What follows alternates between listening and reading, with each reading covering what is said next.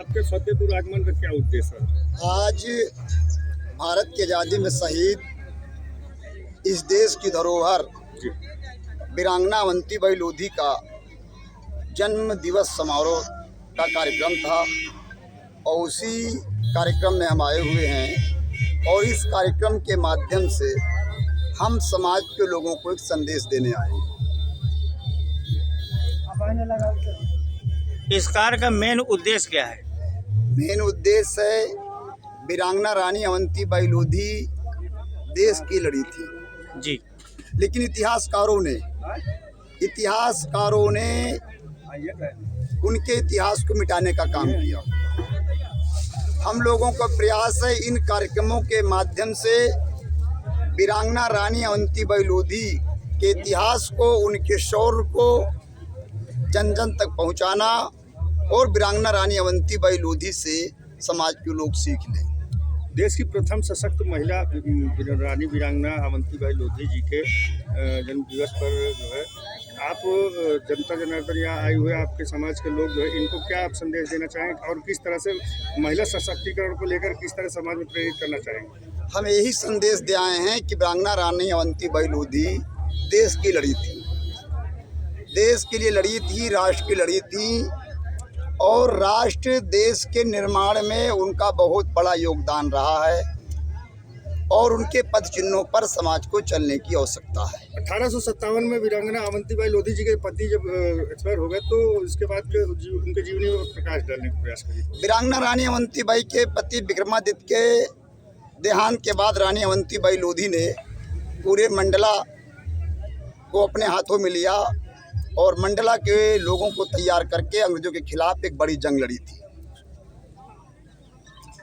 और आज रानी अवंतीबाई लोधी से समाज को सीख लेने की ज़रूरत है। आज देश में सभी लोगों ने वीरांगना रानी अवंतीबाई लोधी को श्रद्धांजलि दी। उत्तर प्रदेश के वर्तमान मुख्यमंत्री आदित्य योगीनाथ जी ने भी दिया और उत्तर प्रदेश के पूर्व मुख्यमंत्री अखिलेश यादव जी ने भी दिया। लेकिन लोगों ने श्रद्धांजलि दिया वीरांगना रानी अवंतीबाई लोधी के नाम से जन कल्याणकारी योजनाओं का संचालन नहीं किया। यदि इन लोगों ने वीरांगना रानी अवंतीबाई लोधी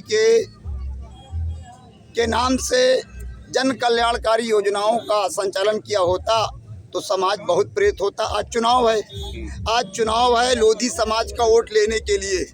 आज चुनाव है लोधी समाज का वोट लेने के लिए सभी दलों के नेता लोधी समाज को साधने के लिए लगे हैं। लेकिन ये समाज जाग चुका है। यही उत्तर प्रदेश है। इसी उत्तर प्रदेश के एटा जिले में सतबीर लोधी की पुलिस पिटाई में मौत हो गई। उसके बाद हरदोई के शाहबाद थाना क्षेत्र में रवि लोधी की पुलिस पिटाई में मौत हो गई। उसके बाद रायबरेली में हत्या हो गई लोधी समाज की। लोधी समाज की बेटियों के संग अत्याचार हो रहा है। लेकिन सरकार वीरांगना रानी अवंतीबाई लोधी के वंशजों को न्याय नहीं दे रही है। तो वर्तमान सरकार वीरांगना रानी अवंतीबाई लोधी के वंशजों को न्याय नहीं दे रही है। और इसी उत्तर प्रदेश में अखिलेश यादव जी की सरकार थी 2007 से और 12 के बीच में इसी उत्तर प्रदेश में उन्नाव में आदित्य लोधी की हत्या हो गई। अखिलेश जी की सरकार की बात मैं कर रहा हूँ। और उसके बाद अखिलेश जी की सरकार में एटा में लोधी समाज की बेटी संग दुराचार हुआ तो लोधी समाज सदैव पिटता चला रहा। सरकार समाजवादी पार्टी की होती है तब भी लोधी समाज पर अत्याचार होता है। सरकार भारतीय जनता पार्टी की होती है तब भी लोधी समाज पर अत्याचार होता है। किसी भी सरकार में समाज सुरक्षित नहीं है।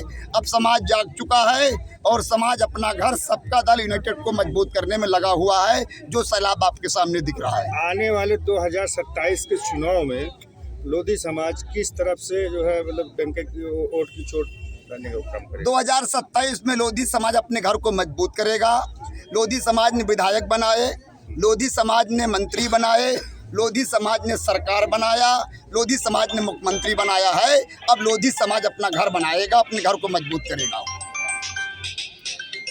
अच्छा, जैसा कि आपने बताया सबका दल यूनाइटेड पार्टी, तो क्या एकल समाज को लेकर के आप जो है सत्ता में आने का प्रयास कर रहे हैं या जो अपने समाज को मजबूत करने का प्रयास कर रहे हैं? देखिए, जिस दिन हमारा समाज एकजुट हो जाएगा, जी। और आज ऐसा नहीं कि आज हमारी पार्टी के साथ धोबी समाज जुड़ रहा है। आज सबका दल के साथ धोबी समाज के प्रदेश अध्यक्ष भाई राहुल धोबी चौधरी साहब जो हैं प्रदेश अध्यक्ष हैं, और हमारे समाज वाल्मीकि समाज, सेन सविता समाज, प्रजापति समाज, पाल समाज सब जुड़ रहा है। और हमारी पार्टी सबका दल यूनाइटेड है। इसका उद्देश्य है कि जितने भी समाज वंचित हैं उनको हिस्सेदारी दिलाने का हमारी पार्टी का उद्देश्य है। आज प्रदेश में लोधी समाज की हिस्सेदारी क्या है, आज प्रदेश में मौर्य शाक्य सैनी समाज की हिस्सेदारी क्या है, आज प्रदेश में सेन सविता समाज की हिस्सेदारी क्या है, आज प्रदेश में पाल समाज की हिस्सेदारी क्या है, प्रजापति समाज की हिस्सेदारी क्या है, राजभर समाज की हिस्सेदारी क्या है, बंजारा समाज की हिस्सेदारी क्या है, पासी समाज की हिस्सेदारी क्या है, वाल्मीकि समाज की हिस्सेदारी क्या है, कोरी समाज की हिस्सेदारी क्या है, धोबी समाज की हिस्सेदारी क्या है, धानुक समाज की हिस्सेदारी क्या है। हमारी पार्टी का उद्देश्य है कि समाज के वंचित वर्गों को उनकी संख्या के हिसाब से हिस्सेदारी दिलाना, और हम लोग उसकी लड़ाई लड़ रहे हैं।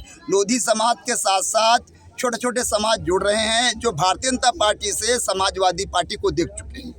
आदमी 3 रुपए कलम खरीदता है तो 3 बार चला के चेक करता है, 3 बार चला के चेक करता है कलम चलता है कि नहीं चलता है। उसी प्रकार इस प्रदेश की जनता सपा, भाजपा, बसपा को देख चुकी है और जनता विकल्प दे रही। रही बात सबका दल यूनाइटेड की लोधी समाज की, तो लोधी समाज उत्तर प्रदेश के करीब 45 जिलों में 212 विधानसभा में इतनी मजबूत संख्या में है कि लोधी समाज यदि एकजुट हो जाए और अपनी पार्टी को मजबूत कर ले तो उत्तर प्रदेश में करीब 20 सीटें हम अपने दम पर जीत सकते हैं, 20 सीटें। अब आती है संख्या की बात, तो अलीगढ़ शुरुआत करते हैं। अलीगढ़ एटा कासगंज, इटावा, मैनपुरी, फरुखाबाद, कन्नौज, कानपुर नगर, कानपुर देहात, आगरा, आपका बरेली, शाहजहांपुर, आपका पीलीभीत, बदायूं, रामपुर, मुरादाबाद, संभल, आपका कानपुर नगर, कानपुर देहात, आपका फतेहपुर बांदा, आपका हमीरपुर महोबा, आपका ललितपुर, आपका सिद्धार्थनगर, आपका कौशाम्बी, आपका लखनऊ, लखीमपुर के साथ हरदोई, उन्नाव, बहराइच, गोंडा, सिद्धार्थनगर समेत देश में प्रदेश के 45 जिलों में हमारी बहुत बड़ी संख्या है। सर, लास्ट क्वेश्चन, जैसा कि आपने पूरे प्रदेश की जनसंख्या का आकलन किया और इसके बाद आपने जो विगत सरकारों में अपने समाज के प्रति दुर्दशा जो आपने अभी बताई, तो क्या आपने जो ऐसी दुर्दशाएं हुई इनको राहत देने के लिए क्या आपने कोई एक विशेष अभियान चलाया या आपको अपने समाज को मजबूत करने के लिए विशेष क्या किया आपने? हम लोग लगातार समाज को जगा रहे हैं। जो समाज सोएगा उस पर अन्याय होगा और जो समाज जागेगा उस पर अन्याय नहीं होगा। आप सोचिए, समाजवादी पार्टी कई बार सरकार में रही, भारतीय जनता पार्टी कई बार सरकार में है। यदि ये लोग चाहते तो वीरांगना रानी अवंतीबाई लोधी को भारत रत्न दिए होते, वीरांगना अवंतीबाई लोधी के नाम से बलिदान दिवस का अवकाश घोषित किए होते, तो आज लोधी समाज जाग जाता।